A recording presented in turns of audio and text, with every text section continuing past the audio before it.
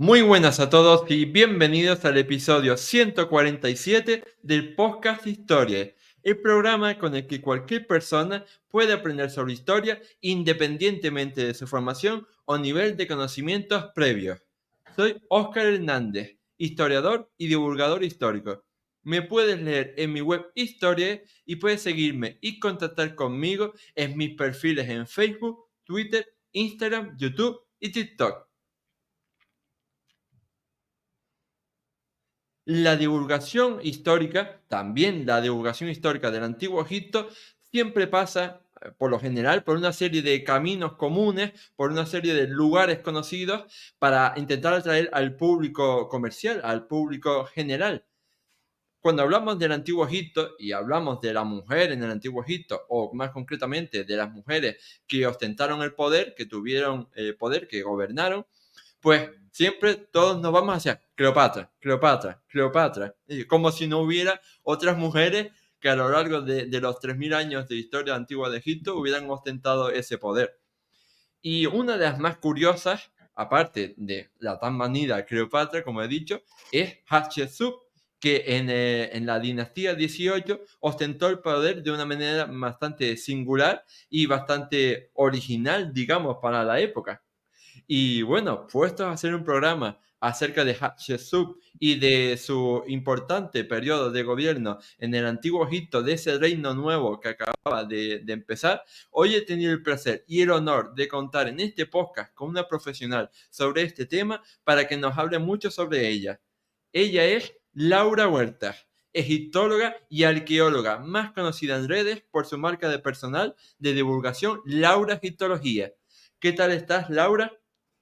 Muy bien, muchas gracias por invitarme al podcast, Oscar, y encantada de estar aquí para hablar de Hatshepsut. Para mí es un placer tenerte aquí en este podcast para poder hablar sobre esta persona tan interesante del Antiguo Egipto. Y es un placer tenerte también porque te sigo desde hace varios años y siempre es un placer conocer a tus referentes en lo que a divulgación se refiere. Muchas gracias. Lo mismo digo, que yo te sigo también a ti desde hace mucho tiempo por Instagram, sobre todo. Pues muchas gracias. Y yo creo que lo primero que deberíamos aclarar, antes de meternos de lleno en la vida de Hatshepsut, es aclarar cómo estaba Egipto en ese siglo XV antes de Cristo, en plena dinastía 18 del Reino Nuevo. Sí, pues tenemos, eso es muy importante, ¿no? Siempre empezar por los antecedentes para poder entender ese suceso histórico, porque ocurre, ¿no? Un fenómeno que es extraño en el sentido de que el patrón era que un faraón masculino gobernara, ¿no? Entonces tenemos que entender que durante el reinado de Hatshepsut, previamente, estamos a principios de la dinastía 18, y ahí tenemos un lapso de tiempo que abarca entre el 1600 a.C. y el 1500 a.C., teniendo en cuenta que Hatshepsut está ubicada en el 1450 o un poquito antes, las dataciones siempre son muy relativas, nos encontramos con un Egipto que está saliendo de un periodo convulso a nivel político, que es el segundo periodo intermedio, ¿no? Entonces, ese periodo intermedio se caracteriza porque hay descentralización política. No hay un solo faraón gobernando como lo podemos imaginar cuando pensamos en el antiguo Egipto, sino que encontramos a unos gobernantes que están ubicados en el norte de Egipto, en una capital que se llama Avaris, así es como se le llama. Tel el Daba es hoy en día como se le llama a esa localidad y al yacimiento arqueológico que es excavado por Vietak.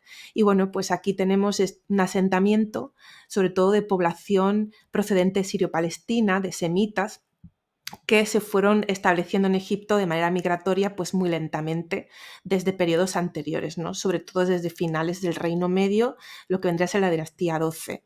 Y claro, esas migraciones acaban por constituir poblaciones tan grandes que finalmente tienen sus propios gobernantes y su propia dinastía, que es la dinastía 15, que son los Ixos, que los egipcios antiguos nativos llamaban como los Geka o Hasut, los gobernantes extranjeros. Entonces, en este momento tenemos que el norte está gobernado por estos gobernantes extranjeros, digamos, de cultura extranjera, porque bueno, ya sabemos que son muchas generaciones ya aquí de poblaciones semitas, mientras que el sur, podemos decir la región de Tebas, pues tienen sus propios gobernantes, pero siempre vasallos o subyugados a los del norte, ¿no? Y aquí encontramos diferentes dinastías en este segundo periodo intermedio. Aquí hay mucho debate dentro de la egiptología de esos números, ¿no? Bueno, las catalogaciones que hacemos los historiadores y los arqueólogos, ¿no? Que si la dinastía 13, algunos consideran que la dinastía 16 también es de origen tebano, otros no. No nos vamos a meter ahora en ese percal, pero sí que podemos hablar de la dinastía 17, ¿no? Y bueno, a finales de esa dinastía 17, de esos nativos tebanos que están gobernando desde el sur de Egipto, pues tienen el proyecto de expulsar a esos gobernantes extranjeros en el norte y volver a reunificar todo el país bajo un solo gobernante egipcio. Y eso es el final de la dinastía 17. Ahí es cuando finalmente, después de una serie de luchas y batallas detrás del faraón Ta, de Kamose, llegamos a Ahmose, que es el fundador de la dinastía 18, que va a expulsar a los Hyksos finalmente y que bueno, va a marcar el inicio de una nueva etapa, que los historiadores consideramos el Reino Nuevo, la dinastía 18. ¿Y por qué te hablo de esto como antecedentes históricos? Pues porque este evento va a ser muy importante para Hatshepsut, para su identidad política, para su puesta en escena como faraón, ¿no? Para legitimarse, ya que era una mujer y tenía que, pues, que buscar sus estrategias para poder mantenerse en el gobierno, ¿no? Cuando eso no era lo habitual. Y también aquí encontramos antecedentes porque esos reyes de finales de la dinastía 17 que son guerreros y que se van al norte de Egipto para batallar y para expulsar a los Hyksos, pues tienen esposas que son reinas consortes, y estas reinas consortes acaban teniendo papeles políticos muy importantes desde Tebas. Mientras los faraones están al norte luchando, ¿quién está ocupándose de los asuntos internos, ¿no? En Tebas? Pues esas mujeres. Tenemos el ejemplo de Ajotep, que además fue galardonada con un collar de moscas de oro que hoy se encuentra conservado en el Museo de Luxor, que para los egipcios era pues una donación que se daba a los soldados por su perseverancia y por su buen hacer, ¿no? Para el gobierno. Y ella, Ajotep, como mujer que había mantenido pues digamos, se había ocupado de la política interior, por así decirlo, en ese momento, recibió este collar. Luego también tenemos otro ejemplo muy importante que es la reina Ahmes Nefertari o Ahmose Nefertari, que bueno, pues se conoce también que tuvo un papel muy importante para la política interior, fue regente y además se divinizó. Después de su muerte fue considerada pues una diosa, ¿no? De El Medina, y por eso se la representa con la piel de color totalmente negro como el dios Osiris, ¿no? Bueno, pues una serie de historias, de entramados, de causas que se entrelazan entre sí y que son muy importantes luego para Hatshepsut. Y luego también en ese entorno político pues podríamos hablar de que Hatshepsut no es la primera reina faraón que se convierte en faraón, ¿no? Sino que también hay un antecedente, el más cercano a ella, hay unos cuantos, pero el más cercano a ella, perdón, es de finales de la dinastía 12, que es Sobekneferu, que también fue una princesa que acabó por bueno, ser regente por las circunstancias políticas y acabó siendo faraón, y la tenemos bien documentada, no tanto tiempo como Hatshepsut. Hatshepsut tenemos 2 décadas aproximadamente de reinado, es mucho tiempo para la antigüedad. En el caso de Sobekneferu tenemos pues alrededor de 4 años más o menos, pero sí que tenemos pues una presentación iconográfica propia de un faraón, la serie de titulaturas que son propias de un faraón masculino, ¿no? Con los 5 títulos. Entonces, pues bueno, como decía antes, una serie de causas que se entrelazan entre sí y que van a ser claves para ese caldo de cultivo que va a dar lugar a nuestra reina. Mm. Sí, y me parece muy importante que hagamos este tipo de ejercicios de divulgación para dar a conocer a estas personas y conocer la importancia, ¿no? Que tuvieron para no solo el Antiguo Egipto, sino para toda la historia antigua en general. Y de hecho, yo creo que es muy curioso como, ¿no? O sea, a veces no nos damos cuenta de toda esa cantidad de mujeres que de una forma más activa o más pasiva pudieron ejercer esas acciones de gobierno. Sí, totalmente. Y que son claves en la historia, se habla poco de ellas, pero se Mm, habla poco de ellas también porque la misma historiografía, pues por la tradición, ¿no?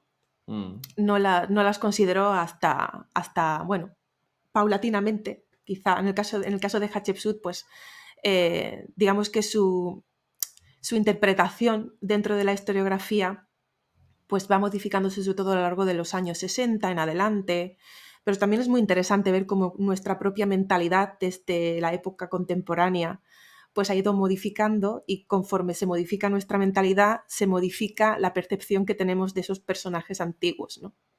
mm. ¿Y se sabe algo acerca de la vida de Hatshepsut antes de su periodo de gobierno? Porque, claro, teniendo en cuenta, ¿no? Las fuentes que tenemos, a lo mejor solo podemos conocer a Hatshepsut a partir de que entró al poder, o conocemos su infancia, su juventud. Tenemos ciertos datos, pero es cierto que es muy difícil de acercarnos a esa etapa de la vida de Hatshepsut, ¿no? Hatshepsut como persona, no como personaje político, porque la mayoría de esas fuentes proceden, si queremos tomárnosla como en serio, proceden del reinado de Hatshepsut. Entonces es muy difícil saber si esos eventos que ella misma cuenta en sus templos, una vez que ya es gobernante, pues son eventos reales o son eventos inventados o modificados para el propósito por el que son puestos por escrito, ¿no? Pero bueno, podemos hacer un rastreo. Hatshepsut nació cuando todavía su padre, Tutmosis I, no era rey de Egipto. Digamos que Tutmosis llega al poder un poquito más tarde. Es muy difícil saber la edad que tenía Hatshepsut en un evento u otro, ¿no? Porque hay que valerse de textos, algunos textos están datados por el reinado de tal o cual faraón, otros no. Entonces es un puzzle complicado. Pero bueno, quizá tuviera pues entre 7 y 9 años, 8, 9 años, una cosa así, cuando Tutmosis I llegó al gobierno. Eh, y bueno, posteriormente a esto, pues una vez que ya estaba ahí, hay algunos autores que consideran quién podrían haber sido los tutores de Hatshepsut, ¿no? Quién podría haber sido como sus maestros, porque Hatshepsut era letrada, seguro, ¿no? O sea, eso no significa que los textos de su época los compusiera ella desde su estudio, pero sí que ella los aprobaba y sabía lo que hacía, ¿no? Tuvo que ser una mujer, pues, inteligente, que sabía de lo que hablaba, una mujer de la clase más alta posible, ¿no? De la familia real. Entonces, bueno, algunos dicen que Ahmose-Penechbet, que fue un guerrero, bueno, esto quizás sea como más hipotético, imaginativo, pensar que estos personajes que fueron tutores de Hatshepsut, pues les transmitiera la historia de Egipto, lo que había pasado con los Hyksos, que Hatshepsut conocía lo que había pasado con los Hyksos y lo utilizaba como para legitimarse también, ¿no? O algún tipo de ideología política también, ¿no? Hatshepsut luego, posteriormente, cuando ya es faraón, ella habla de su infancia como que su padre la eligió, su padre Tutmosis primero, la eligió como para ser faraón, ¿no? Claro, algunos autores a lo largo de la historiografía consideraron en el pasado que esto podría haber sido como literal, pero es muy difícil realmente. Suena más a una estrategia de legitimación, ¿no?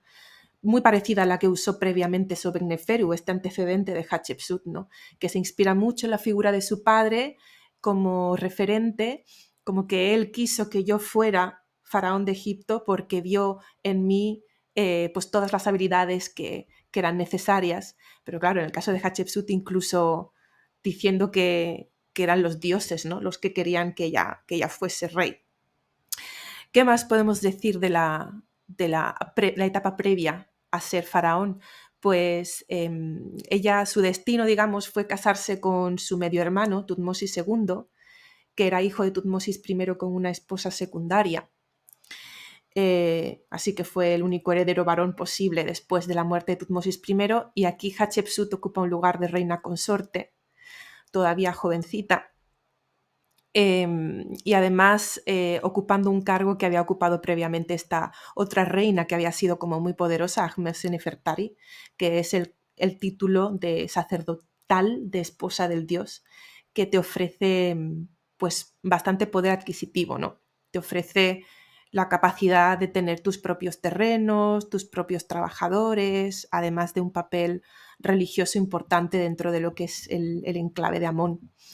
Bueno, pues aquí ya podemos ver cómo hay unos otros antecedentes, ¿no? Están los antecedentes históricos, pero también los antecedentes personales, ¿no?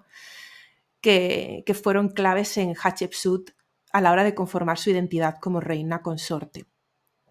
Pero es muy difícil saber sobre su infancia. Nacería en Tebas, se criaría en Tebas, probablemente. Y, bueno, pues sí que podemos imaginarnos que debió tener una muy buena formación, por una razón u otra, ¿no? Tenemos que dar eso por hecho porque vemos las consecuencias que tuvo, ¿no? Y en quién se convirtió. Algo que es imposible si no tienes cierta formación política, ¿verdad? Hmm.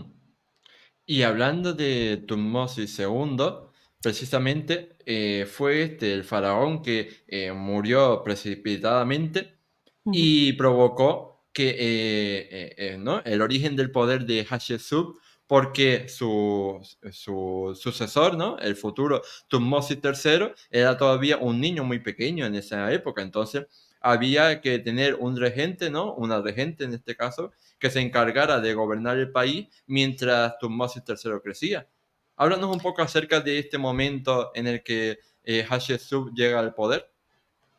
Sí, bueno, antes de hablar de cuando Hatshepsut, bueno, que empieza la corregencia, porque realmente es una corregencia, ¿no? Es un reinado mutuo, ¿no? Entre Hatshepsut y como dos reyes en el mismo trono, ¿no? Hatshepsut y Tutmosis III, siendo todavía un niño pequeñito de apenas 3 años o 4.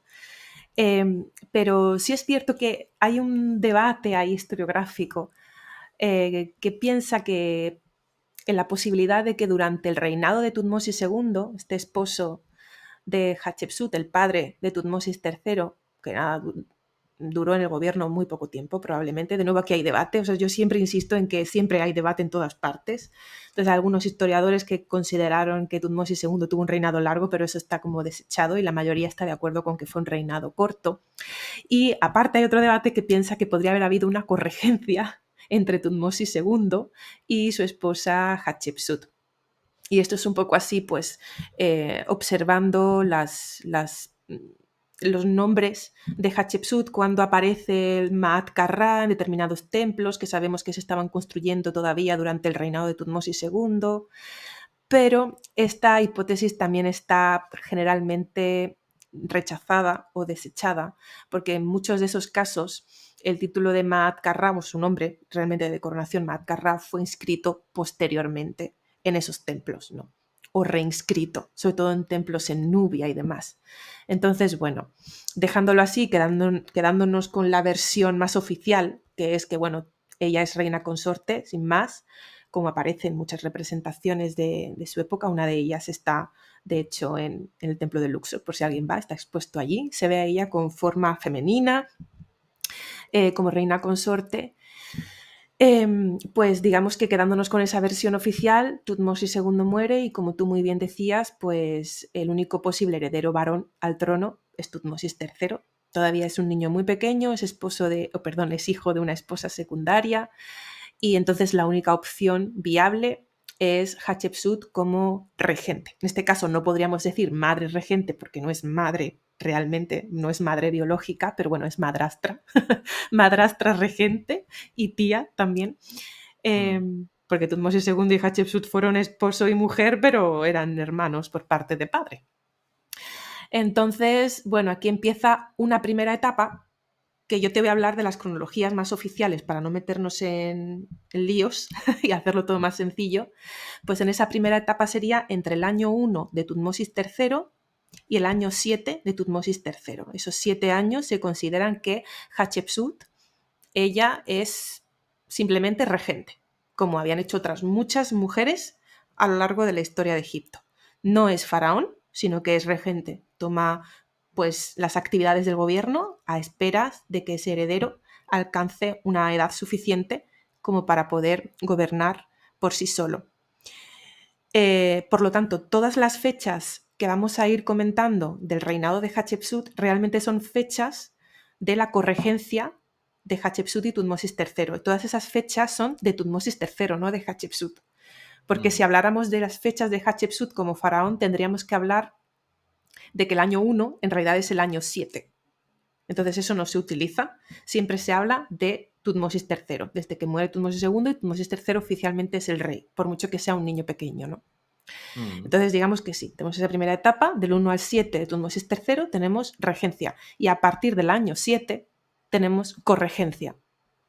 Y dentro de esa corregencia hasta el último año se considera que Hatshepsut desaparece en el año 16, pues ahí tenemos el periodo del famoso reinado de Hatshepsut como faraón, que también tiene otras subetapas. Y ahora, ¿no? Al ver esto, yo quería preguntarte y rescatar una cosa que dijiste antes acerca de la legitimación del reinado de Hatshepsut como faraón, porque por lo que yo tengo entendido, por ejemplo, en el arte también evolucionó, porque ella al principio se representaba como mujer, ¿no? Pero después empezó a representarse con rasgos masculinos y para, oye, que soy un faraón de con todas las de la ley. Efectivamente, es un proceso paulatino que está en modificación y que probablemente responde a las necesidades del gobierno que desconocemos, porque claro, eso nos los dejaron por escrito. Entonces, podemos encontrar innovaciones en el arte y también en la teología, pero claro, en el Antiguo Egipto todo se relaciona. Igual que no hay división entre religión y Estado, no hay división entre arte y religión. El arte en realidad tiene siempre un propósito mágico, ¿no? Entonces, podemos hablar, yo te diría en primer lugar, a lo mejor preguntarnos, antes de lanzarnos a hablar de, pues de los cambios en el arte o los cambios en las innovaciones durante el reinado de Hatshepsut, pues en cómo ella consigue coronarse, ¿no? Cómo ella consigue coronarse. Sabemos que es en ese año 7, está aceptado por la comunidad egiptológica que ella pues se corona, y ese momento de coronación va a ser muy relevante también en la iconografía, ¿no? Artística, podemos decir, a lo largo de los templos, y cómo ella lo consigue. Entonces, pues es imposible no pensar en un apoyo por parte de su alrededor, ¿no? De los cortesanos, de los funcionarios. Ella supo rodearse de personajes, de mentes pensantes que elaboraron toda una serie de esas innovaciones de las que vamos a hablar para que ella pudiera legitimarse, precisamente. Entonces es importante tenerla a ella en cuenta como ese líder, ¿no? Esa mente dirigente, pero que realmente todo no lo elabora ella, sino que... Y no le estamos quitando para nada pues su papel, ¿no? Su mérito, efectivamente. No se lo estamos quitando, pero sí estamos pues considerando el cómo son las cosas realmente, ¿no? Entonces tenemos muchos de esos nombres, de esos personajes, y es muy interesante tratar de ver cómo ellos interactúan con ella, ¿no?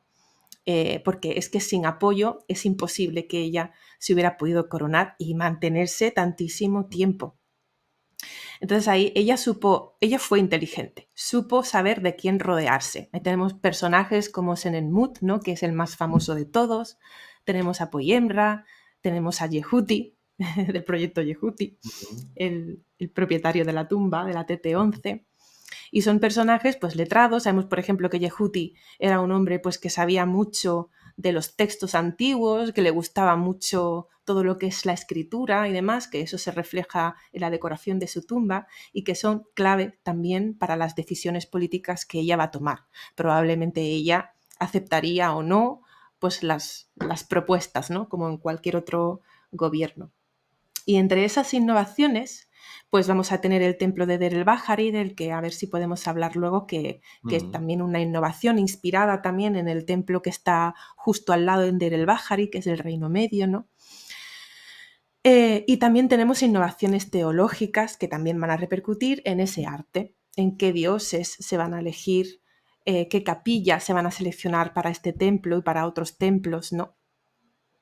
También la escritura. Vemos que muchos textos de la época de Hatshepsut son muy peculiares. Algunos son, en el Deir el-Bahari, por ejemplo, son fáciles de leer, pero tienen igualmente una gramática extraña y algunos especialistas pues piensan que está intentando imitar al egipcio clásico, pero sin llegar a ser egipcio clásico, ¿no? Como imitar a los grandes de ese reino medio que queda en la memoria histórica como una etapa de esplendor cultural y en el que Hatshepsut se inspira muchísimo para su templo, para los escritos. El propio texto que está en la fachada es otro de sus templos en Espeos Artemidos, dedicado a Pajet. Es un texto muy extraño para ser un texto de una fachada de un templo. Se sale de lo protocolario y de los patrones que estamos acostumbrados a ver. Y luego también iconográficamente cómo ella se expone, ¿no? No solamente los títulos o los nombres reales que ella elige, que los nombres reales son muy importantes como puesta en escena de cuál va a ser su programa político. Entonces, en el caso de Hatshepsut, pues vemos también unos nombres concretos que selecciona pues ideas como Maat Ka-Ra, que es un nombre de coronación, ¿no? La diosa Maat es el Ka, el espíritu del dios Ra, y toda la trascendentalidad que eso tiene teológica detrás, como puesta en escena, como decía, sino también cómo ella se representa.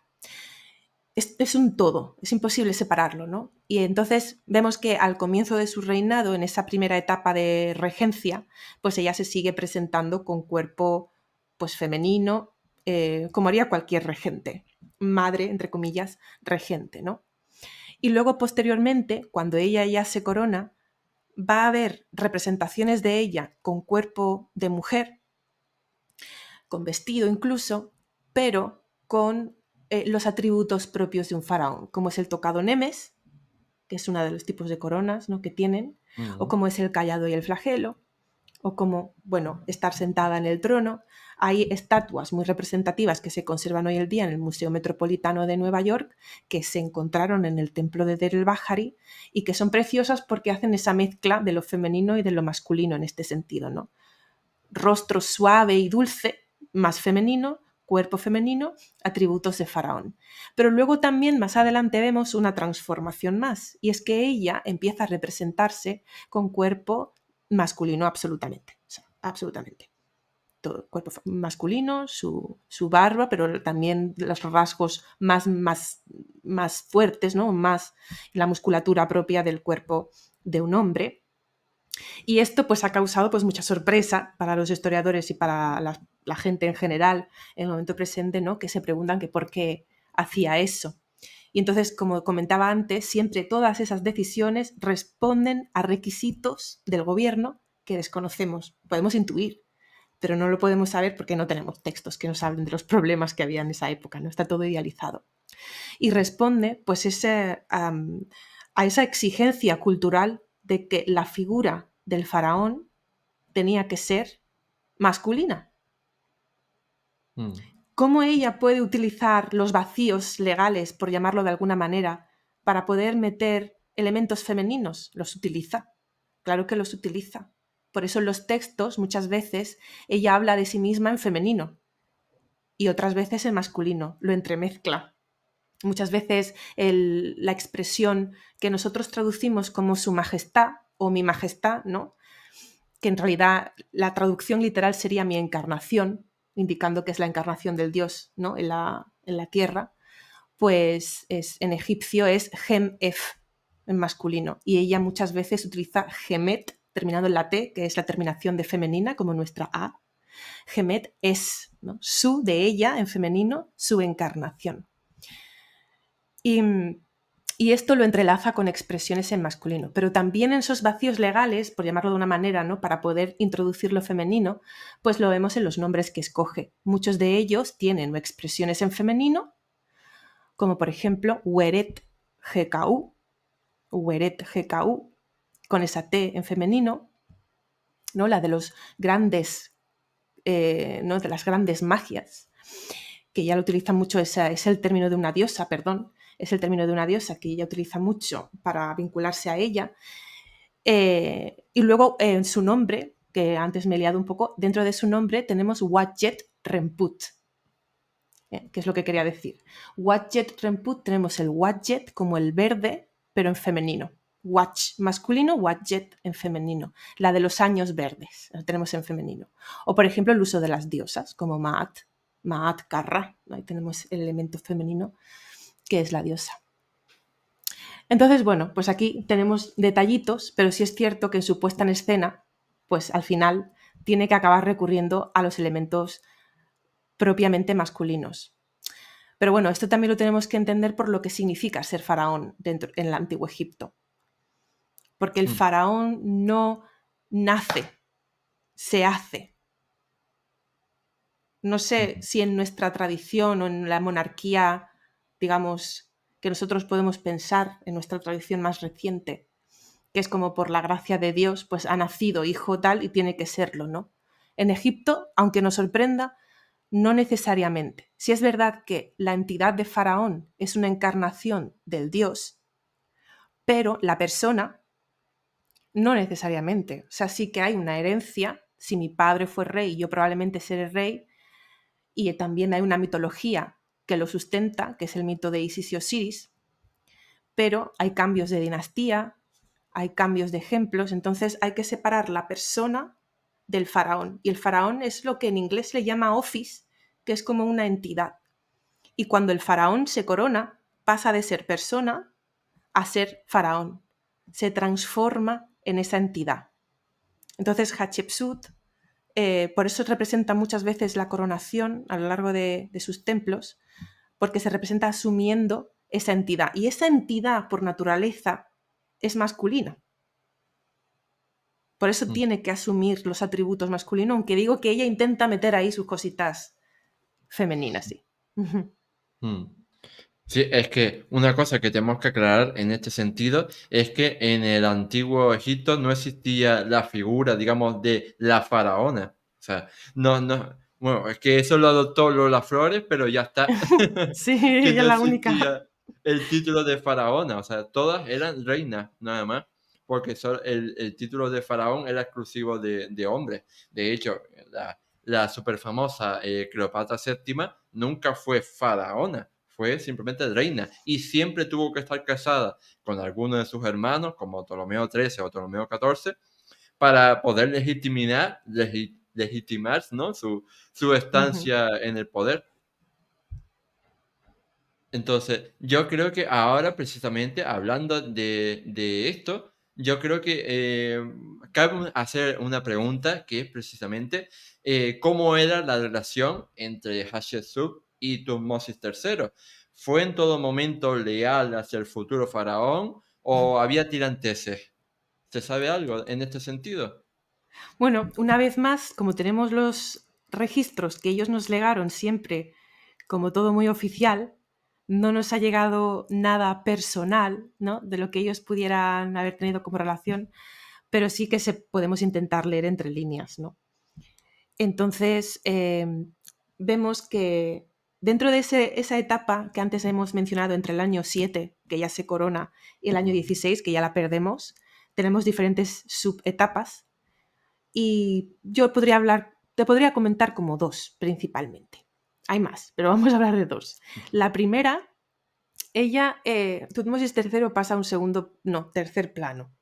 Ella se presenta como única casi. A lo mejor, por ejemplo, en Espios Artemidos, de nuevo, hay debate, pero bueno, hay muchos que creen que se construyó o se decoró lo que tenemos decorado de ese templo en el Egipto Medio, en Beni Hasan, como a principios del reinado de ella, pues en la fachada solo se habla de ella, no aparece Tutmosis III en ningún momento. En la decoración importante de dentro, donde aparece ella con la diosa que comentaba antes, Weret-Hekau, en este caso Weret-Hekau Pajet, solo aparece ella siendo coronada, y en el texto frente a la Eneada solo aparece ella. Tutmosis III aparece un poquito, no representado iconográficamente, sino en texto, en los pilares que están inacabados. Es que están inacabados. Ahí aparece un poquito. De nuevo, en Der el-Bahari tenemos diferentes fases constructivas, pero en el Punt, ¿no? En la fase en la que se representa todo el viaje al Punt, ¿dónde aparece Tutmosis III? Pues no aparece Tutmosis III. En la representación de la teogamia, no aparece Tutmosis III. Son momentos en los que ella pues deja a su sobrino, futuro rey en solitario, pero como a un lado, ¿no? Y luego en esa segunda etapa que comentaba, algo debió pasar en la corte, no sabemos, para que se tomara la decisión de integrar en las representaciones a Tutmosis III activamente. Entonces, en los últimos monumentos de su reinado ya la vemos con Tutmosis III. Ojo que Tutmosis III siempre aparece un poco en segundo plano. Y, por ejemplo, la capilla roja que está en Karnak y que se puede visitar en el museo al aire libre, en el templo, pues vemos que cuando Tutmosis III aparece solo, realmente se trata de la decoración que hizo Tutmosis III en solitario cuando ya Hatshepsut nos desaparece de la escena. En el resto, pues vemos a lo mejor Hatshepsut realizando una serie de ofrendas o rituales y aparece siempre Hatshepsut I, Tutmosis III detrás. Eso sí, los dos representados igual, exactamente igual. Un calco, la representación la una de la otra. Y sobre ellos, pues sobre Hatshepsut, su cartucho Maat-Karra, y sobre Tutmosis III, su cartucho también correspondiente. Pero siempre en segundo lugar. Algo debe ocurrir para que lo integraran un poco en la iconografía. Lo que no sabemos es el qué. ¿Se puede dar por hecho que hubo tiranteces? Yo no me arriesgaría, por mucho que parezca obvio desde el sentido común. No me arriesgaría porque cuando nos arriesgamos a dar por hecho cosas desde el sentido común y no desde la evidencia, cometemos el error de poder perdernos información en el caso de que aparezca algo y ya sabes cómo tener una idea preconcebida al respecto. Otro tema, luego hablaremos de eso, es que Tutmosis III, al comienzo de su reinado en solitario, no parece tener nada en contra de su tía Hatshepsut. No parece. De hecho, termina de decorar los monumentos de su tía. Hasta más tarde no es que pasan cosas. Y en esta respuesta has mencionado uno de los temas más famosos del reinado de Hatshepsut, como fue el de la expedición comercial al país de Punt. Háblanos un poco más en detenimiento acerca de este famoso evento de su reinado y de ese país de Punt, que por lo que yo tengo entendido, corrígeme si me equivoco, creo que está en torno a las tierras de las actuales Eritrea y Yemen. Sí, efectivamente, esa sería la localización, o eso creemos. No se ha encontrado, no se sabe a ciencia cierta, pero debe estar ubicado por ahí. Y bueno, fue una tierra que fue visitada en diferentes momentos de la historia de Egipto, pero por una u otra razón, cada vez que había conflictos políticos se abandonaba ese comercio o esas interacciones, ¿no?, en política exterior. Tenemos, pues en el Reino Antiguo, tenemos evidencia y textos que nos hablan del Punt, durante el Reino Medio también, pero bueno, ya hemos hablado antes de ese segundo periodo intermedio, periodo convulso, descentralización política, pues se abandona la idea de ir y venir del Punt para traer productos de lujo.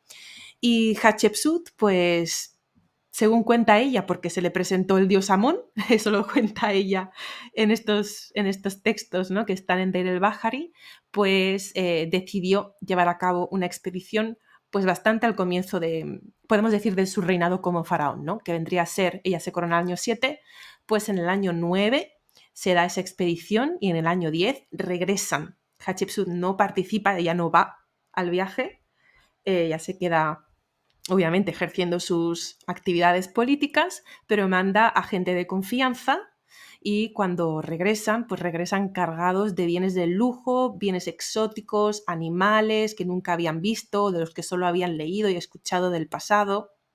Atraen sobre todo, pues ellos le dan mucha importancia a los árboles y a la mirra que traen desde el Punt, porque son productos de lujo, productos que solo pueden utilizar las clases más altas y que pues son como para nosotros sería, pues sí, productos de lujo, ya os podéis imaginar, por no decir ejemplos, ¿no?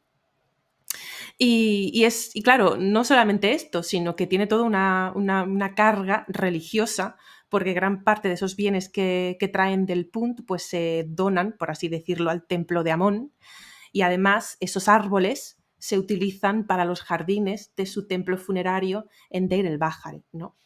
Esa expedición o esa aventura al Punt, que se lleva a cabo primero por un viaje por tierra y luego un viaje por mar, ¿no?, esos dos caminos que siempre se mencionan en los textos de Hatshepsut, ese dos caminos para ir al Punt, ¿no?, por tierra y por mar, pues por mar sería por el Mar Rojo, pues fue puesto por escrito y representado muy bellamente en el templo de Hatshepsut de Deir el-Bahari, que está en la segunda terraza, y ahí nos cuenta pues que el dios Amón se le presenta a la reina, que le pide por favor que después de mucho tiempo se haga una expedición al Punt para que se le honre a él y a las diosas, a la diosa Mut, a la diosa Hathor, a la diosa Weret-Hekau, que os mencionaba antes, que es muy importante para Hatshepsut, y que se retomen ese intercambio comercial que los egipcios disfrazan de tributos, ¿no? Porque claro, siempre tiene que haber jerarquía de por medio, no puede haber, no es una relación igualitaria, ¿no? Siempre los egipcios y los puntitas, como yo les digo, que son los habitantes del Punt,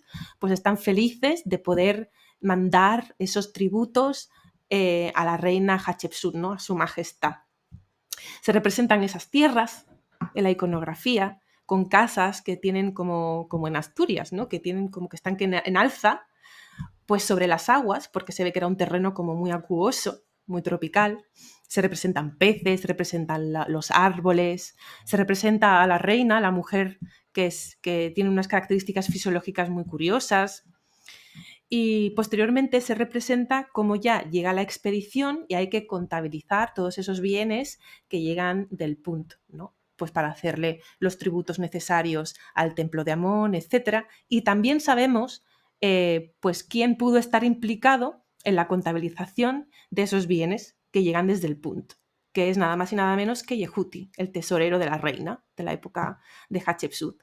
Entonces vemos que el Punt no solo está representado en Deir el-Bahari, es donde más está representado, pero también lo tenemos en la tumba de Yehuti, en Deir Abu el Naga, que es la TT11, y ahí vemos cómo Yehuti habla. Está muy mal conservada la pared, pero gracias a los trabajos de epigrafía del proyecto Yehuti hemos podido leer algo, se ve claramente que está la palabra Punt escrita, sabemos que Yehuti era tesorero, así que definitivamente fue él. Además parece que Yehuti estuvo representado incluso en Deir el-Bahari de manera sutil. Y también tenemos referencia al Punt en Espeos Artemidos, en ese otro templo en Beni Hasan que os comentaba antes, ¿no? Fue un hito que trajo pues prosperidad económica, ¿no? Hay que pensar también en la política exterior no como en las batallas solamente, sino también en las relaciones comerciales. Entonces, retomar una relación comercial que había sido perdida durante tanto tiempo, pues fue un gran éxito en el reinado de Hatshepsut. Mm. Y así a nivel más interior, sabemos que Hatshepsut, durante sus años de reinado, protagonizó un extenso programa de construcciones por todo el Antiguo Egipto. Y tenemos construcciones en Hieracómpolis, en Amán, en Elefantina, en Nubia, en Memphis, en Tebas. Sin embargo, el proyecto constructivo más famoso es el que ya hemos mencionado un par de veces a lo largo de esta entrevista, es el templo funerario, ¿no? De Hatshepsut en Deir el-Bahari. Si cualquier persona busca en Google este templo funerario, seguro que le llamará la atención por lo espectacular que es y lo bien conservado que está. Así que háblanos un poco más acerca de él. Bueno, la obra compulsiva de construcción, eso empieza con Hatshepsut, es otra de sus innovaciones, ¿no? Antes lo voy a comentar así rápido porque antes se me ha olvidado comentaros que una de las innovaciones, entre comillas, es retomar la obsesión por el culto solar. Es un precedente de lo que luego vendrá a ser la solarización de la teología y que desembocaría en Akenatón. Pero bueno, aquí hay mucho que hablar, pero sí que vemos, por ejemplo, pues que en Deir el-Bahari tenemos una capilla Rajarakte, que de nuevo con un altar solar, que son típicos de los altares solares, de los templos solares desde la dinastía quinta en el Reino Antiguo. Entonces, bueno, es una de las innovaciones que quería comentar un poquito. Y aparte de eso es la construcción compulsiva. Antes hay construcciones, quizás sea porque no nos ha llegado tanto, pero bueno, de Hatshepsut realmente en Tebas tenemos una cantidad tremenda de preservación. No todo está en tan buen estado como del Bahari. Y luego tenemos indicios de, como tú has dicho antes, construcción en Armand, en Kusae. Tenemos indicios textuales. En muchos casos no es que nos queden los cimientos de esos templos siquiera o no se han encontrado a día de hoy, o si se han encontrado no se ha publicado todavía, pero sí que tenemos referencias textuales y luego también restos de templos que sí que se conservan muy bien, medianamente bien o bastante mal, pero tenemos algo físico, ¿no? Como en el caso de, pues en Elefantina, en Espeos Artemidos que comentaba antes, en Baten el Bácara, que está muy cerca y que es una capillita. Pero bueno, yéndonos a Tebas, dos focos, bueno, vamos a decir 3 focos más importantes. Por un lado, Medinet Habu, que no se suele hablar de ello, porque tenemos hoy en día el de Ramsés III, que es muy grande, está perfectamente conservado y es una pasada, pero tenemos ahí también el templito de Hatshepsut, que se conserva muy bien, es más pequeñito, no está abierto al público todavía porque se está trabajando en la epigrafía y la restauración, pero que ahí lo tenemos. Tenemos el foco de Karnak, muy importante, todas las transformaciones que lleva a cabo Hatshepsut en Karnak, creación de obeliscos, de nuevos pilonos, la capilla roja, lo que se conoce como el Palacio de Maat, que estaba alrededor de la capilla roja, las modificaciones del culto a los ancestros del Reino Medio, etc.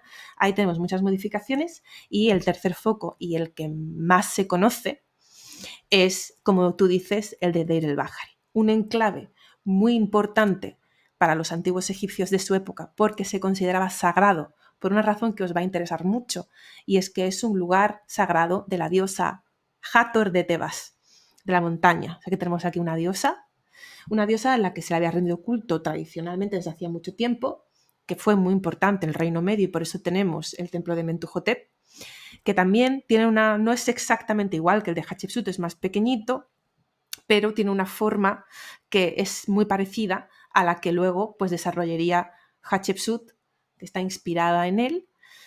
Y esta es como su gran proyecto, Deir el-Bahari. Está conformado por terrazas impresionantes, son 3 terrazas, que dan un efecto visual muy especial con respecto a la montaña, ¿no? Porque cuando tú viajas por la carretera, y te vas acercando al templo o lo pasas de largo, ves como la perspectiva del templo va cambiando y se va haciendo más alto o más bajo dependiendo del ángulo. Y realmente es como mágico.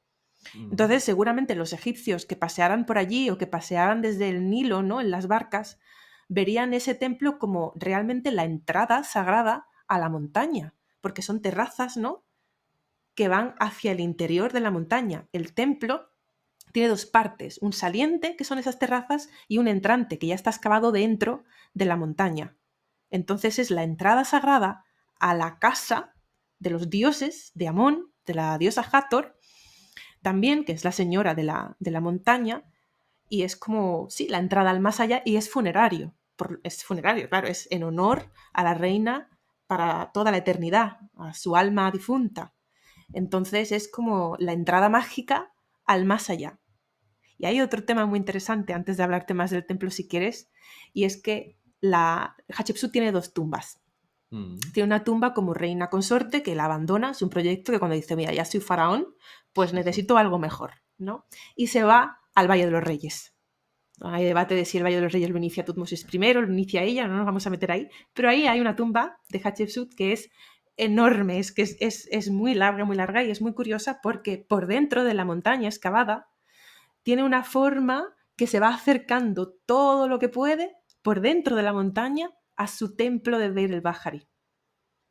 Entonces aquí, ya fuera esa tumba iniciada por Tutmosis I, ¿no?, yo creo que la empezó Hatshepsut, que fue su proyecto, pues es como que ese lugar es tan sagrado para ella que incluso su propia tumba, que es su residencia para toda la vida, tiene que estar lo más cerca posible del templo, ¿no?, como si fuera a viajar su va por ese territorio tónico, ¿no?, de la tierra para la eternidad.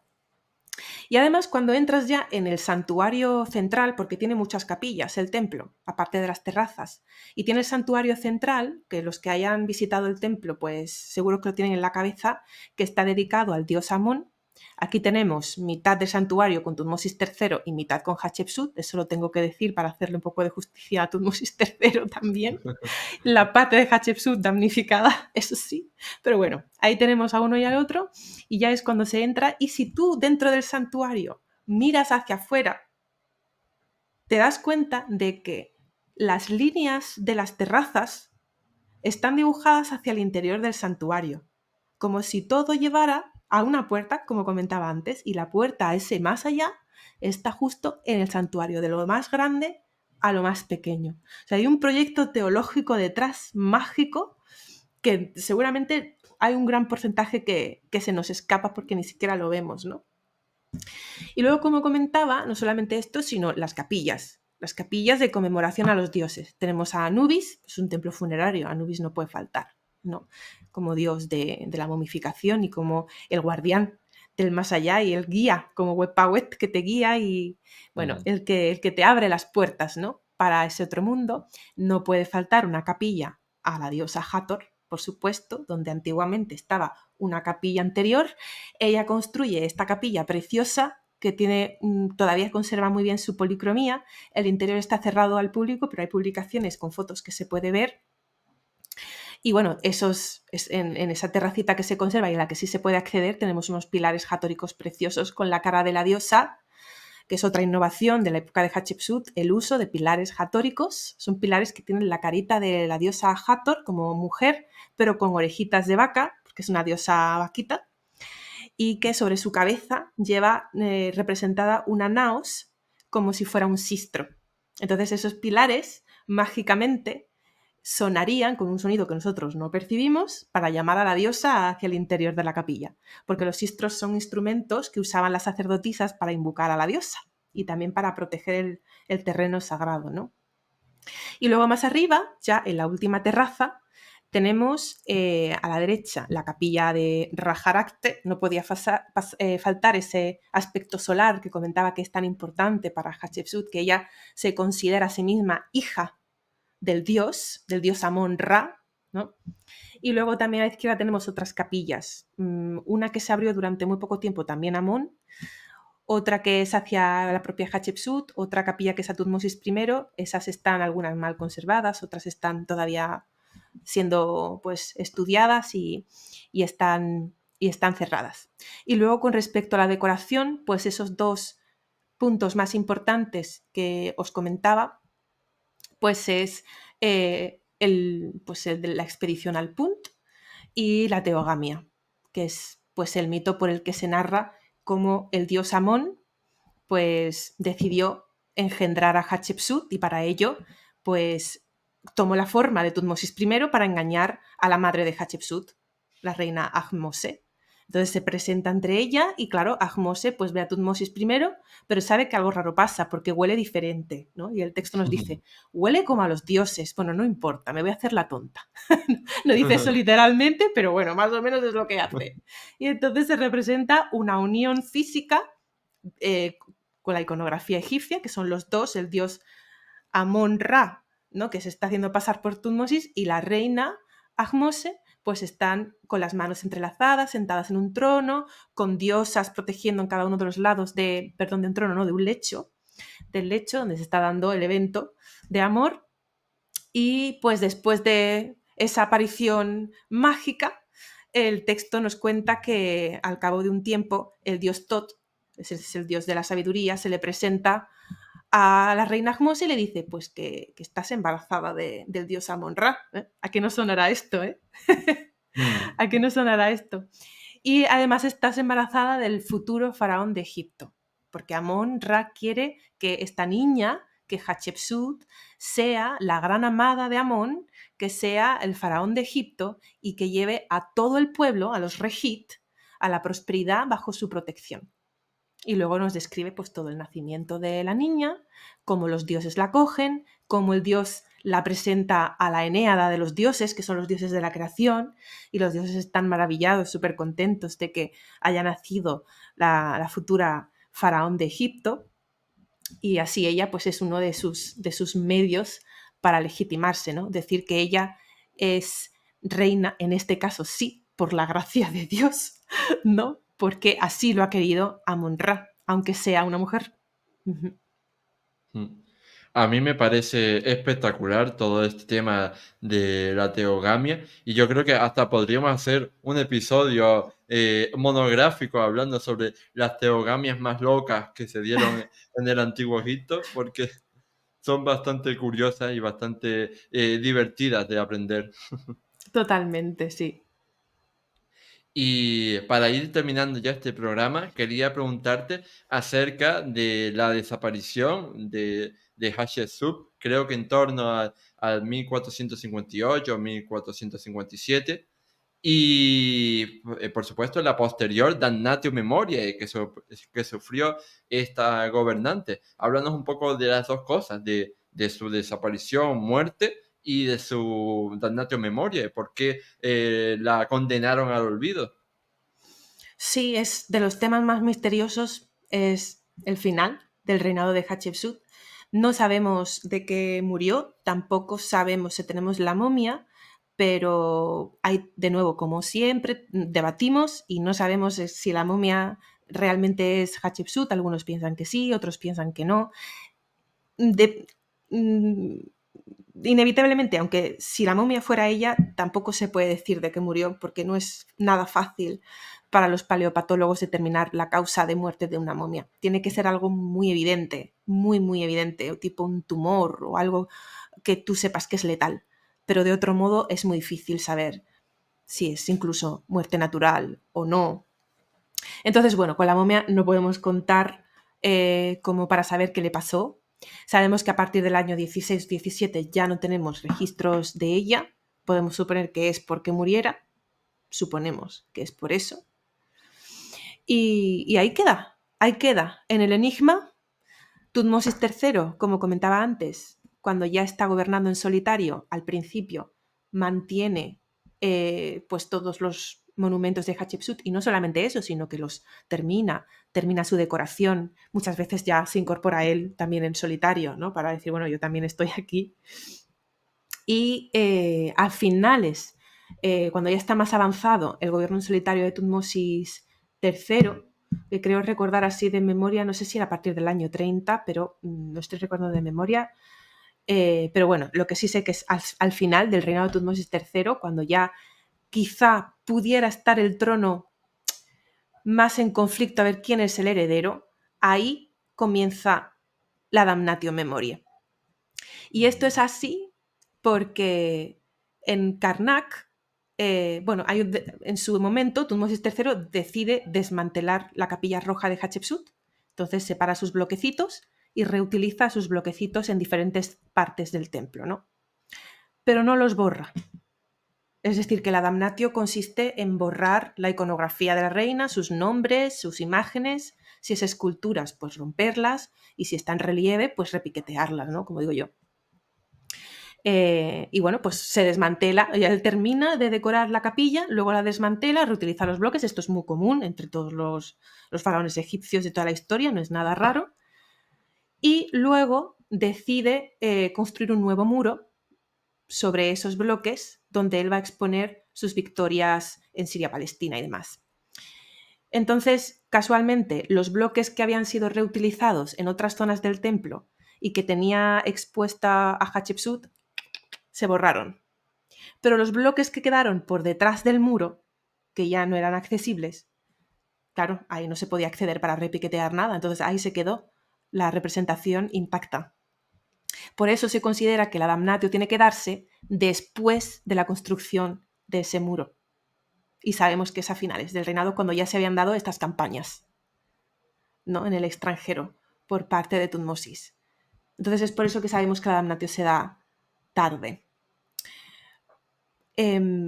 Esto, claro, esto fue pues un poco revolucionario, ¿no? en la historiografía, porque los autores pensaban pues que había sido inmediatamente después y por razones de venganza. Pues mi tía me había robado el gobierno, pues ahora la voy a borrar de la historia. Pero se ve que no es así. Tiene que haber otra razón. Por eso hablaba antes de no dar nada por sentado, aunque sea por sentido común, no creernos al sentido común, porque luego la historia nos sorprende. Y en este caso nos sorprendió. Claro, ahora tenemos la pregunta, entonces, ¿por qué? Pues parece que podría ser por temas de quién iba a heredar el trono después, si iba a ser por la vía de Tutmosis III o si había algún otro personaje que no sabemos que pudiera haber heredado el trono. Ahí ya tenemos de nuevo misterio y enigma, porque también por ahí las lenguas expertas hablan de la posibilidad de que Hatshepsut, cuando todavía estaba viva o todavía gobernaba, hubiera querido en algún momento que su hija, Neferurre, fuera la siguiente faraón y que fuera una mujer y que quisiera crear una dinastía de mujeres. Bueno, no es una locura, tiene también su base en evidencias, ¿eh? Así que aquí de nuevo tenemos misterio, pero lo que sí podemos afirmar es que no fue una razón, un impulso violento de venganza ni de rencor el que llevó a Tutmosis a borrar a Hatshepsut. Entonces, para las personas que visiten la Capilla Roja, en el Museo al Aire Libre, y vean que a veces ella está intacta, representada, y a veces no, y a veces está borrada, es por esta razón. Los bloques que están intactos es porque estaban protegidos por ese muro que se construyó después. Hmm. Pues desgraciadamente, ahora tengo que decir que hemos llegado al final del programa. Así que nada, solo me queda decirte que muchísimas gracias, Laura, por haber venido aquí a hacer este episodio de divulgación egiptológica tan mágico en todos los sentidos. Y te agradecemos mucho que hayas venido a sembrar luz sobre la vida de Hatshepsut y a demostrarnos, ¿no? Como decía al principio, que hay muchas más reinas y muchas más gobernantes del antiguo Egipto, aparte de Cleopatra, ¿no? De la famosa Cleopatra VII. Así que muchísimas gracias por todo. Muchísimas gracias a ti por invitarme y por dejarme hablar de este tema que tanto me gusta, que tanto me apasiona. Y bueno, sí es cierto que a lo mejor no te he dado como respuestas muy claras, pero creo que también es bonito pues entender que en la historia tenemos muchas preguntas que no podemos responder y por eso también es tan interesante, ¿no? Querer Mm. responderlas nos lleva a investigar, que es lo bonito. Así que muchísimas gracias por darme la oportunidad de venir aquí y, y poder hablar de este tema para todos tus seguidores y oyentes.